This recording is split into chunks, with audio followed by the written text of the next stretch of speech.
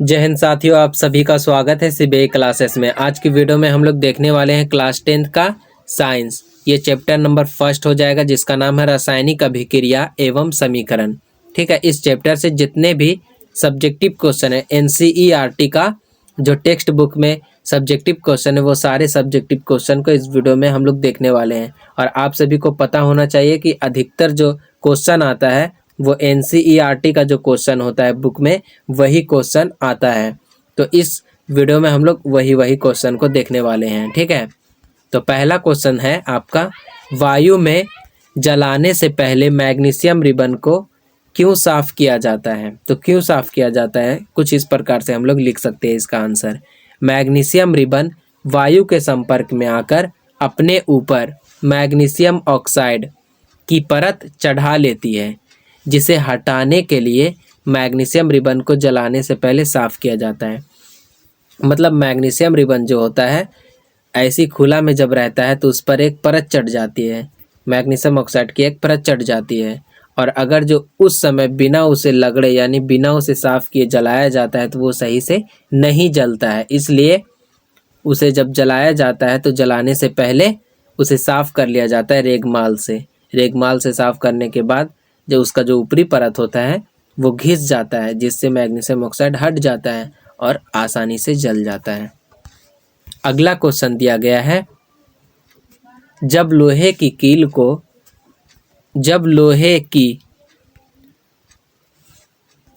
यहाँ देखना, जब लोहे की कील यहाँ पे होना चाहिए किसने, जब लोहे की कील को कॉपर सल्फेट के विलयन में डुबाया जाता है तो विलयन का रंग क्यों बदल जाता है? जब लोहे के कील को कॉपर सल्फेट के विलयन में डुबाया जाता है तो विलयन का रंग क्यों बदल जाता है? ये एग्जाम में क्वेश्चन आता है बार बार। ठीक है, तो इसे याद रख लेना। पहला को इसका आंसर जो दिया गया है, जब लोहे के कील को, यहाँ पे कील होना चाहिए। ठीक है, जब लोहे के कील को कॉपर सल्फेट के विलयन में डुबाया जाता है तो लोहा अधिक क्रियाशील होने के कारण कॉपर को विस्थापित कर देता है, जिससे आयरन सल्फेट का निर्माण होता है और विलयन भूरे रंग में बदल जाता है।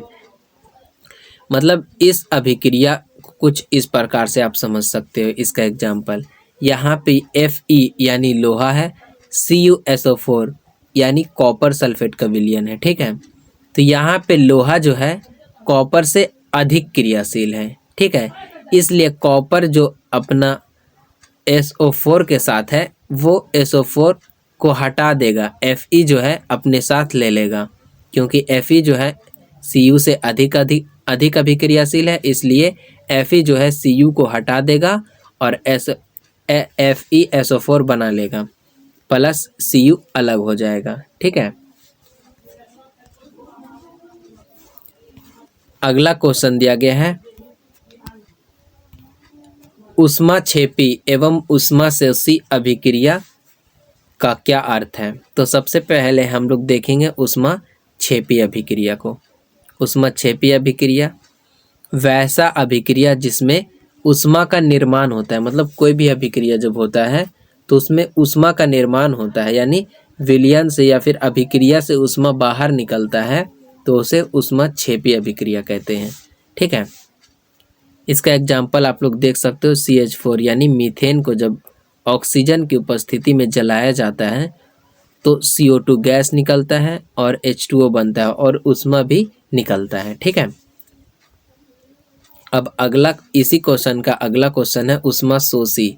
तो ऊष्माशोषी अभिक्रिया का कुछ परिभाषा इस प्रकार से है, वैसा अभिक्रिया जिसमें ऊष्मा की कमी होती है उसे ऊष्माशोषी अभिक्रिया कहते हैं। मतलब ये अभिक्रिया जो है बाहर से ऊष्मा लेती है, बाहर से हम लोग उसे गर्म करते हैं और वो ऊष्मा को शोषित करते रहता है, यानी अपने अंदर सोखते रहता है, तो उसे ऊष्माशोषी अभिक्रिया कहते हैं। इसका उदाहरण आप लोग देख सकते हो, CaCO3। ठीक है, कैल्शियम कार्बोनेट में जब ऊष्मा देते हैं तो ये टूट जाता है और CaO और CO2 बनाता है। ठीक है,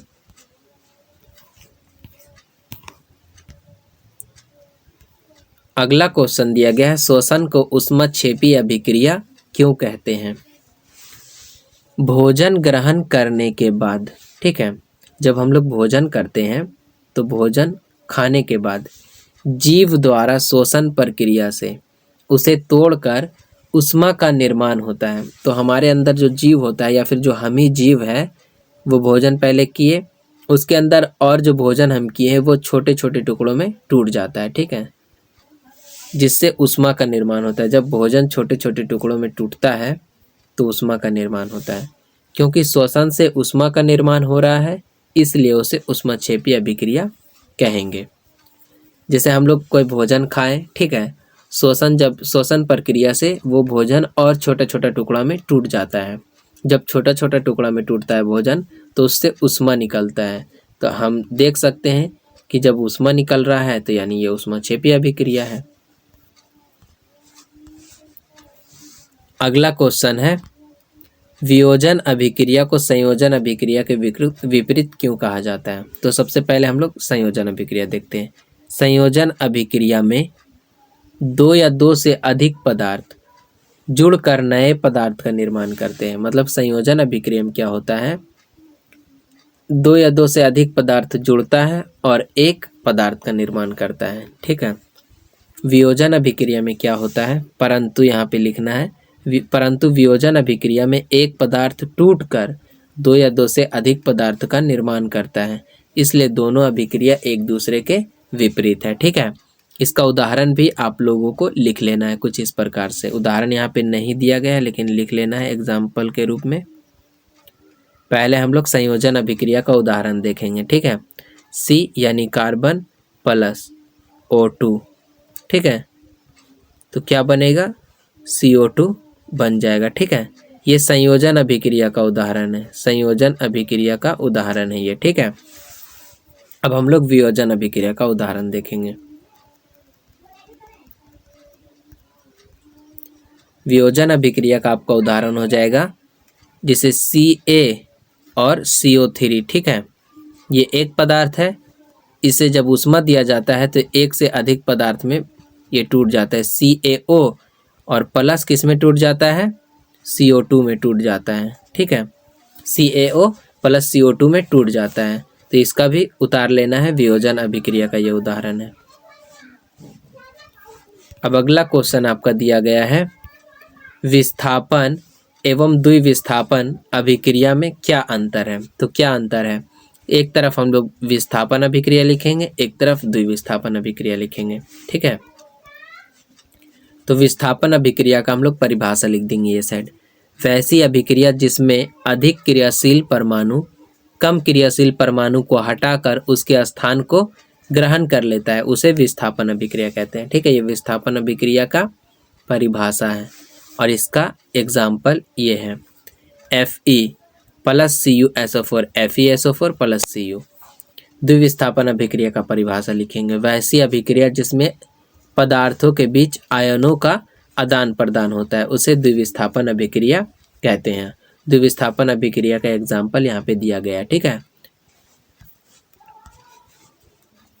अब अगला क्वेश्चन दिया गया है, अवक्षेपण अभिक्रिया से आप क्या समझते हैं, ठीक है, मतलब अवक्षेपण अभिक्रिया किसे कहते हैं? तो वैसी रासायनिक अभिक्रिया जिसके पूरा होने के बाद कोई अवक्षेप बच जाता है जो जल में नहीं घुलता है, उसे अवक्षेपण अभिक्रिया कहते हैं।